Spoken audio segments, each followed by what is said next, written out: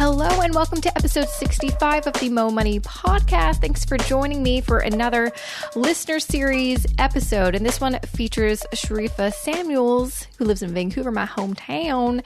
And she was also featured in the blog post I did a little while back, which I will link to in the show notes, of inspiring women who are going to inspire you to crush your debt because they are rocking their finances. So make sure to check that out in the show notes, jessicamorales.com/65. So me and Sharifa talk in this episode about her personal finance journey and what she's done to be able to pay off her debt, live the life she's wanted, and also afford a home of her own in the very expensive city of Vancouver. So we get into all of that in this episode. And also, and she reveals later on in the episode that she has a blog of her own called Maturish Life. So you can find out more about her and her story and what's going on with her at maturishlife.com. Thanks, Sharifa, for joining me on the show. I'm excited to chat. I'm so excited to be chatting with you, Jessica. Yay! Yeah, I'm super pumped to kind of talk to you because you shared your story with me for my blog post, and it did, lots of people got a lot out of your story. So I'm glad that we can kind of dive deeper and really get to know you. So let's kind of start from the beginning. So you're actually originally from Ontario, but you now live in Vancouver. Yes. So I moved to Vancouver almost 5 years ago after teaching English in South Korea for 2.5 years. I met my boyfriend, now husband, while I was there. And then we decided the plan was to live in Vancouver for a year, test it out, then move back to Toronto, then decide where to go. And 5 years later, we're here. Yeah, Vancouver's pretty great. It took me a while. I'm a little bit of an anomaly. Yeah. It took me a while to get used to it. But then, once I did, it's hard to think about going back. What did you find that was like the hardest thing to get used to when it came to Vancouver compared to Ontario? People are very, they're not very open, I find, initially. Like, I'm a big talker. So I'll start a conversation over anything. And I found people here were a little bit more reserved than I was accustomed to. So the first year, luckily I was working at Lululemon. So I had like instant friends in the store. I was also a student. So I was at school. So I met a lot of people through school and work. But outside of that, it was a little bit different. So it was a bit of an adjustment. No, I totally get that. And I think that's kind of one of the reasons that Vancouver gets a bad rap. It's kind of like no fun city, people call it, but it's also like very cliquey, like people. I even had a hard time. Like, I'm from Coquitlam originally, but I moved to Vancouver after I graduated university and, moved out of my parents' place, and just living in the city.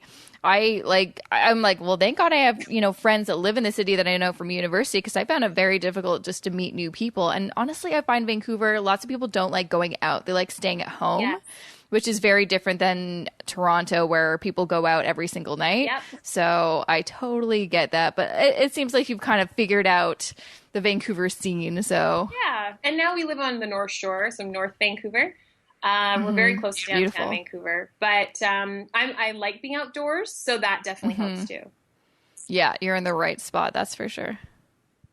Cool. So you lived in South Korea and taught ESL for 2.5 years. And you did that as a kind of a way for travel, but also to start help pay off some of your student loan debt, right? So I graduated in 2008, right in the middle of the recession. And I didn't, at the time, I was maybe 22. I didn't realize how bad it was. I had been invited to come back to do my master's in business.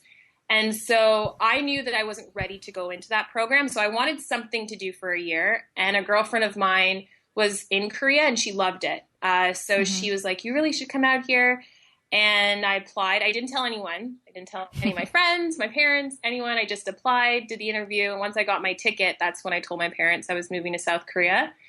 And after 6 months, I knew I wasn't going to come back. At the end of that year, I was loving it so much. The cost of living was so low, so I was able to travel and save. I paid off quite a bit of debt while I was there, but I also felt like I got to see a lot of Southeast Asia. I met my now husband, so that was awesome in my second year there. And it was just, the memories I have are unreal. Absolutely. That was actually something that I thought about doing after graduating university, but I didn't end up doing it. But I know friends who've done it and they absolutely loved it. And I think one of my friends is still there. And I feel like that was like 7 years ago. And he met his wife there. And I think that's probably why he's still there. The guys on my softball team met their spouses and are still there. So it's easy to stay. Absolutely. Absolutely. So you eventually, decided to kind of come back to Canada. And at what point did you decide to move to Vancouver? Was it right after? It wasn't right after. It was, I stayed on for another half year after my boyfriend, now husband at the time, after he left. And I was trying to decide what to do. If I wanted to stay for a third year, if I wanted to move to Toronto, because I was living with my parents. Prior to moving to South Korea, I was at the University of Guelph, but the intention was for me to move back in with my parents and kind of figure out what to do. But my husband and I were like, we should probably try living in the same city in Canada and decide what part of the country we wanted to live in.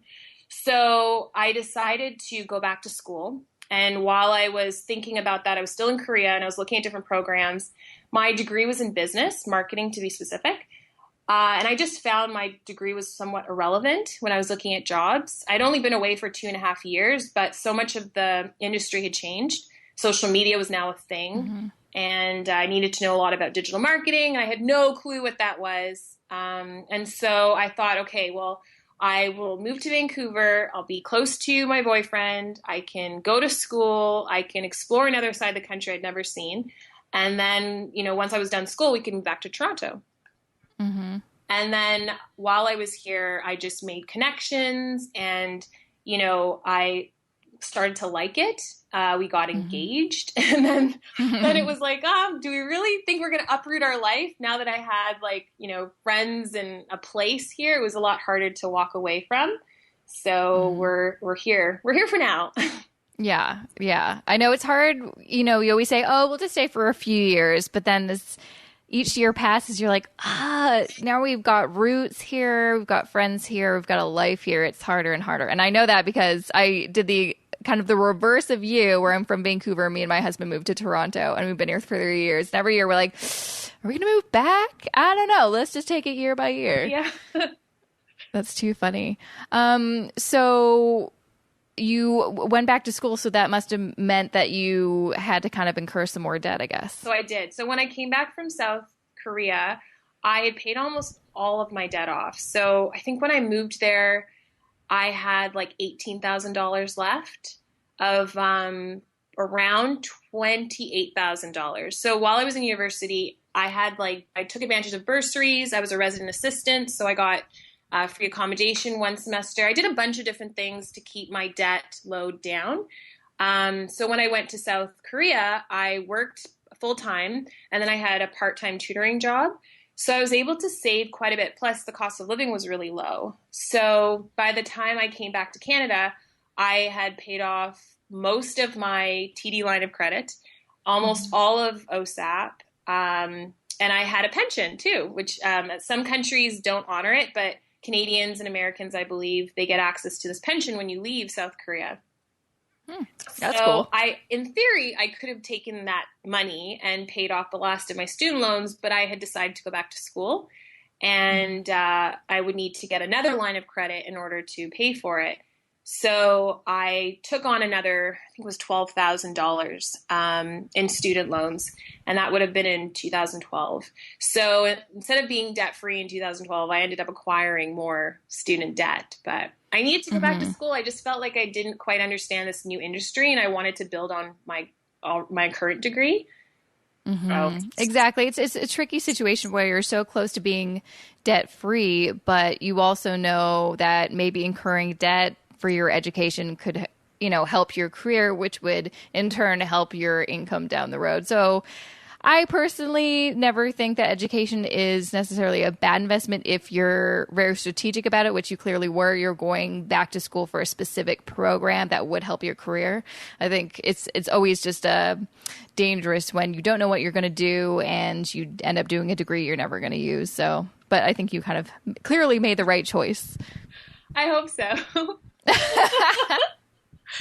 So that was 2012. And then after graduating, I started working at a private school. I was part-time initially, which I was a little bit hesitant about because my salary was really low, and living in Vancouver, and also having now acquired debt, I was like, oh, this is dangerous.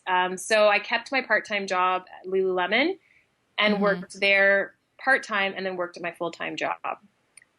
And after a few months there, they asked me to go full-time. So I was full-time as a marketing assistant, doing all kinds of like really fun stuff at this private school, making more than I was making before, but I still held on to my job at Lululemon because I wanted to pay off the debt I had acquired while I was in school.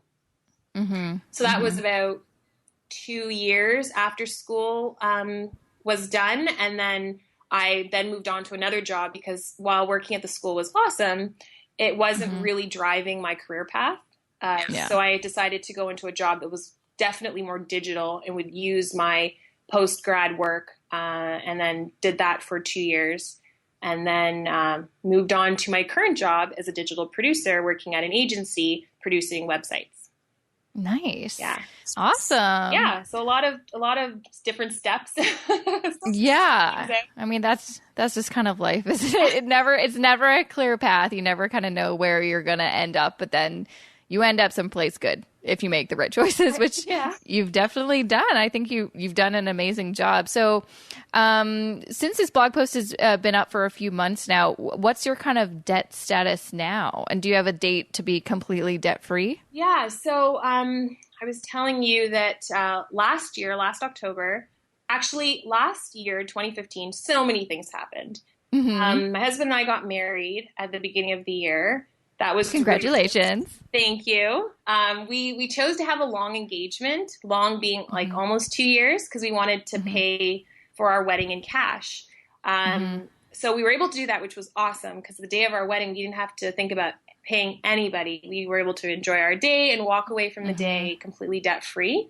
But because of that, we had to, decrease the amount of money we were saving towards our house. So we decided that my husband, who was making more, would handle saving for the wedding more, and then I would continue saving for our house. So we got married, and then like 2 weeks later, we flew to Napa for another friend's wedding. And then a month later, we flew to another wedding, but this time in Ireland. All paid in cash. We saved up for these trips, but it was a lot of money to spend in a year that we had just gotten married. But in order to do all those things, we were very strategic. While we were saving up for our wedding, my husband had a car loan, or fiance at the time. He had a car loan. He was leasing a car, and it was such a waste of money, I found. So we broke his lease, and then we bought a used car that was like in excellent condition, had one owner, and it was only $1,800. So then we had no car payment. We just paid insurance and gas. And we looked for other things in our life that we could get rid of. Like we got rid of cable. We cut all the things out that we didn't feel like we needed. And we went through several months where we didn't buy anything. So I only bought the essentials. And another really cool thing that happened is I went to a sample sale with a friend. And while we were there, I bought this mid-century modern sectional for $700. And I didn't even think about it because I was so in love with the couch. But my husband's friend was like, if your husband doesn't like it, you can always sell it. So 2 weeks later, my husband was like, you know what, Sharifa, this is not a comfortable couch. Like I'm not liking it. I want our old IKEA couch back. So we put it on Craigslist for $2,800 and we sold it in 2 days. So so we got very creative with how we, were able to cut down on a lot of the debt that we had acquired, and also to save up for our house down payment, because that was always in the back of our mind. So we took advantage of RSP matching. We maxed that out. I was really adamant about paying off a certain amount of my debt by the end of the year. And all of this from last year really started as soon as I started listening to your podcast. Aw, yay. Yeah, that's why it was funny. I was listening to some of your old episodes, and I found an episode where you, at the very end, you read my my rating or like my review of your show. Oh, I gave you a shout out. You did give me a shout out. And I was just so like, I'd been good about managing my money, good-ish, but not seriously focused. And I was on my way to work one day. I just started listening to podcasts. I came across yours, and you were talking about being debt-free and smart with your money. And, you know, the weight on my shoulders was there, but like I had gotten used to it. And so just listening to you and all the people you interviewed, I was like, I am done with this. I want to be free. So I just got super creative. Like anything I could do to make a little extra money or to, you know, flipping that couch was awesome. But anything I could do to decrease our debt load before we went into buying a house, I really tried. So my husband had a MasterCard balance for like, I don't even know. I think he said he had it for like 10 years. No. And we crushed that by the end of last year. We just focused really hard on paying that off. And now we've moved on to tackling his student loans. And the funny thing about all of this, Jessica, is that he makes way more than I do. But he wasn't managing his money correctly. So at the end of the month, he had all this extra cash that he couldn't account for. And when I sat down, I looked at everything. I was like, you have all this extra money that you can play around with after you take care of all these other things. One of the big things was his hockey fees. Like he was paying a lot every quarter towards paying his hockey fees. And he knew this amount was coming up, but it would come up all of a sudden and then he'd be out $800. And so I said to him, like, why don't we just break that amount down and put it aside every month so that when your hockey fees come up, you don't have to like, you're not short at the end of the month. It was such a simple concept, but by doing that, it just made things so much easier for him. So we really kind of sat down as a couple and we looked at each other's finances and just found ways that we could optimize every dollar. And we're not perfect by any means. I listened to some of your the people you've interviewed and they're like way better at this than me. But we just tried to be very strategic where we could be. That's awesome. I love that you helped your husband. Like I try to do that too, but that's awesome that it's like you took the initiative to fix your finances and then you're like, I have all this knowledge and I know what to do. I have the tools. Now I'm going to help my husband. So I'm excited to hear when both of you are completely debt free. Please let me know. Well, now that is so cool. Now, life as normal always changes. So I was supposed to be debt-free by June of this year. And then part of home ownership is things that come up. And one of them was we bought a condo in Vancouver and we have to replace our roof. So luckily, our strata broke it into 4 payments over a course of like 6 months. But instead of putting aside that money to pay off the last of my student loans, I had to put it on our roof.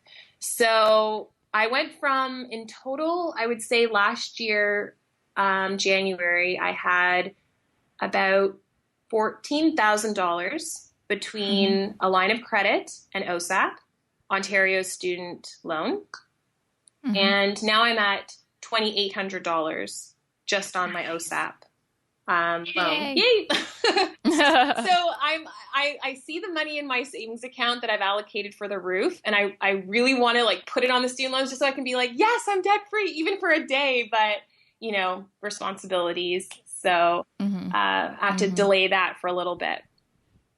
Yeah, but just like you said, life happens. And that's kind of the crappy thing about home ownership, especially with the condos. People always tell you, okay, just get ready. Once they have to repair the roof, it can be expensive. So, but I mean, you'll deal with it and you'll reach your target of being debt free after that. You'll eventually get to the goal. Like that's the thing. I think sometimes like the problem that lots of people have is when these life things come up, it will kind of throw their whole debt repayment plan out of whack. But I'm glad that it hasn't done that for you. You're still kind of like, it may have kind of delayed the plans, but it hasn't, thrown it off the rails, so to speak. Yeah. Okay. So let's I want to kind of go through, I'm not sure if you remember these, but I asked you for the blog post, what are some bits of advice you would give other people in the same boat? And you actually gave some really freaking great ones. So, the first is write all your debts down, including interest rates and minimum payments, which is such a simple thing. But I think a lot of people wouldn't even think of doing that. They might just have it in their head, but it's like the physical act, writing it down or putting it somewhere that's visible that you can kind of look at it every day to be like, I'm going to crush you, like have that kind of motivator. I think that's so helpful. The next one is pay yourself first, of course, no matter what. I think that's so important. Third, is choose your payment strategy, whether you're going to go with highest interest rate first or the smallest balance, whatever makes you feel good, which I totally agree with. Usually people say, go with the highest interest rate first, which makes sense. But I think just choose, I remember I did an episode with the personal finance blogger, Catherine from Plunged in Debt. And she's like, people always say do the highest interest rate, but I just do the one that kind of nags me the most. And that's how I get it done. I'm like, you know what? Then do it. Yeah. Whatever makes sense to you, right? Fourth would be cut expenses. Fifth, automate as much as possible. And then write down and look often at your why, which I love. And then last, enroll those closest to you. Those are freaking great pieces of advice. So thanks for writing all of those down. Those are, I think people need to definitely go to that blog post and read those and maybe write all those down and put it somewhere in their house. It's so important and it's so simple, but I think we've never been taught this in school, right? And my parents are awesome, but I wouldn't say they ever told us what their mortgage was or what their expenses were every month. So a lot of this has just been trial and error and learning from their mistakes and from mistakes I've made too. But some of those tips like automating, such a simple idea. You don't have to think about it. I do that with my investments. I do that with my savings, with, paying our mortgage. So we know what day it's coming out in our calendar. We send alerts so that we know when it's coming out. But just that's one less thing you have to think about. Yeah, absolutely. Absolutely. Last, before I let you go, you have your own blog and I love the concept. It's called Maturish Life and it's about adulting basically, right? Exactly. It's about adulting, which I think is something that I don't think existed in our parents' time, but it's I need a guidebook on adulting and I think all of us do. So I'm excited to check out your blog and I encourage people listening to check out your blog at maturishllife.com because it's a lifestyle blog, but it also has lots of personal finance stuff in there too. Yeah. Just, it's literally just sharing my stories of just navigating adulthood. And it seems like you're doing kind of all you've checked off a lot of the adulting things. It's like, okay, you traveled, you went back to school, you got married, you're a homeowner now. What's next? I know. I sometimes ask each other though, are you an adult? Do you feel like an adult? Because when does that happen? I don't know. I couldn't tell you. I don't know. Could not tell you. I still, me and my husband are all the time. We're like, this is crazy. What are we doing? Sometimes we have these weird out of body moments. We're like, are we doing this right now? This is a real adult thing. Just little things where it's going to see your financial advisor at the bank. I'm like, this is such a weird adult thing to do. Yeah, sit up straight, Yeah. So crazy. Well, thank you so much, Sharifa, for joining me. It was absolutely a pleasure chatting with you. And I'm excited to hear when you're totally debt-free and when that damn roof is paid off. You will definitely get an email from me, Jessica. Okay, great. Fabulous, fabulous. Thanks again for joining me. You're very welcome. And that was episode 65 of the Mo Money podcast and another episode in my fabulous listener series. I want to thank so much Sharifa for joining me on the show and sharing her story. And she has her own blog, so make sure to check out her continued story and her life and everything that's going on with her right now at maturishlife.com. And if you were listening and you're like, hey, I have a story to share with Jessica, get in touch. I am always looking for new people to interview for my listener series. I absolutely love doing these. I've been getting a lot of great feedback from people. So get in touch with me. My email is jessica@jessicamorehouse.com, or you can tweet me or get in touch whatever way you like. I'm also on Facebook and pretty much every social platform out there. So thank you so much for listening. Check out the show notes at jessicamorehouse.com/65. I'm going to link to the original blog post where I interviewed Sharifa and some other fabulous ladies who were inspiring with their stories of paying off debt and working towards a financially free life. So make sure to check out the show notes, jessicamorehouse.com/65. And if you haven't already, send me a review. I know lots more people have been giving me reviews on iTunes, and I super, super appreciate it. I love getting feedback so I can make this better and do new awesome things. So make sure to subscribe on iTunes. And besides that, just have